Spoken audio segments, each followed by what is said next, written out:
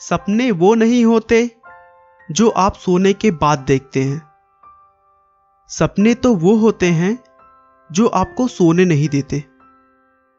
ऐसा कहना है भारत रत्न डॉक्टर APJ अब्दुल कलाम का, जिन्होंने अंतरिक्ष और रक्षा विभाग में भारत को इतना बड़ा योगदान दिया है जिसे हम शब्दों में बयां नहीं कर सकते।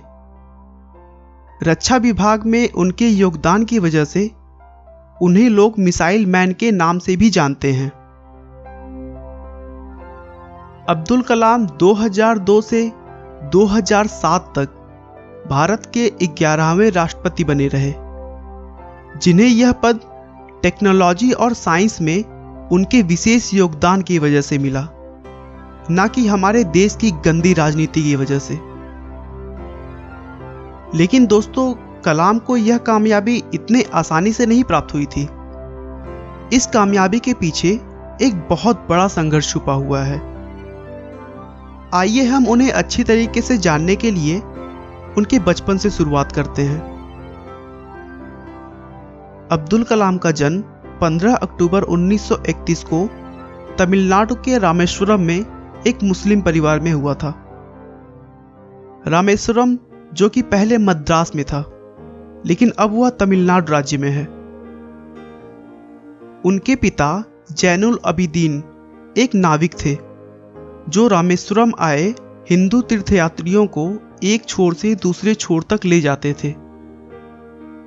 शुरू से ही उनके परिवार की आर्थिक स्थिति बिल्कुल भी ठीक नहीं थी। कैसे भी करके 2 वक्त का खाना मिल जाए वही ज्यादा हुआ करता था। आर्थिक स्थिति अच्छी न होने की वजह से अब्दुल कलाम को छोटी उम्र में ही काम करना पड़ा। वह अपने घर वालों के आर्थिक मदद के लिए स्कूल से आने के बाद न्यूज़पेपर और मैगजीन बेचने का काम करते थे। इतने परिश्रम के बाद भी वह अपना पढ़ाई में पूरा ध्यान लगाते थे। उनके अंदर हमेशा कुछ नया सीखने की भूख रहती थी। उन्होंने अपनी स्कूल की पढ़ाई पास के ही एक साधारण से स्कूल से पूरी की और उसके बाद तिरुचिरापल्ली के सेंट जोसेफ कॉलेज में एडमिशन ले लिया, जहां से उन्होंने सन 1954 में भौतिक विज्ञान से ग्रेजुएशन किया। उनके पढ़ने और लिखने की शौक की वजह से उन्होंने पढ़ाई बंद नहीं की और आर्थिक स्थिति अच्छी ना होने के बावजूद भी उनकी लगन और मेहनत को देखते हुए उनके घर वालों ने पूरा सपोर्ट किया और आगे की पढ़ाई भी करवाई।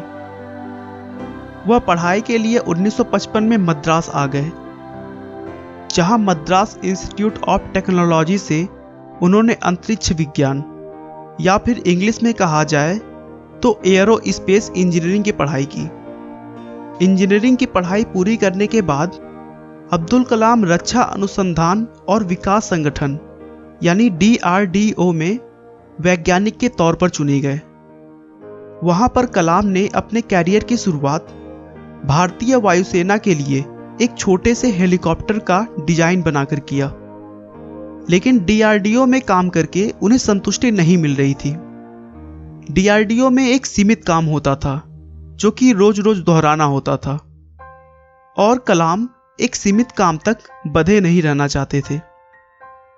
कुछ वर्षों तक काम करने के बाद 1969 में उनका ट्रांसफर भारतीय अनुसंधान संगठन यानी इसरो में हो गया। यहां पर वो भारत के सैटेलाइट लॉन्च परियोजना के डायरेक्टर के तौर पर नियुक्त किए गए थे। उस परियोजना को उन्होंने बखूबी सफलतापूर्वक पूरा किया और तभी उन्हें यह एहसास होने लगा कि शायद मैं इसी काम के लिए बना हूं। उसके बाद से उन्होंने कभी भी पीछे मुड़कर नहीं देखा और एक के बाद एक शक्तिशाली मिसाइलें भारत को दी और दुनिया को दिखा दिया कि हम भारतीय भी किसी से कम नहीं हैं। एक अद्भुत वैज्ञानिक के तौर पर उनकी उपलब्धियों को देखते हुए 2002 में उन्हें राष्ट्रपति पद का उम्मीदवार बनाया गया और 2007 तक उन्होंने बखूबी अपने कार्यों को पूरा किया। अब उनकी उम्र काफी ढल चुकी थी।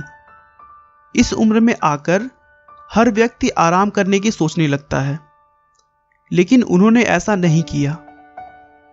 वह कई जगहों पर प्रोफेसर के तौर पर कार्यरत रहे और अपना पूरा समय नवयुवकों के मार्गदर्शन में लगा दिया। मानवता की भलाई और मनुष्य का जीवन अधिक सफल बनाने के लिए अब्दुल कलाम जी ने अपना पूरा जीवन समर्पित कर दिया और 27 जुलाई 2015 को अध्यापन कार्य के दौरान ही उन्हें दिल का दौरा पड़ा और वो हमें छोड़कर चले गए।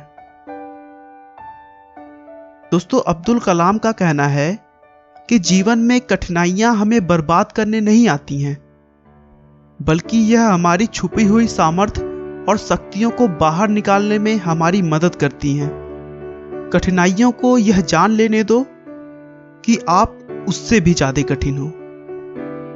आपका बहुमूल्य समय देने के लिए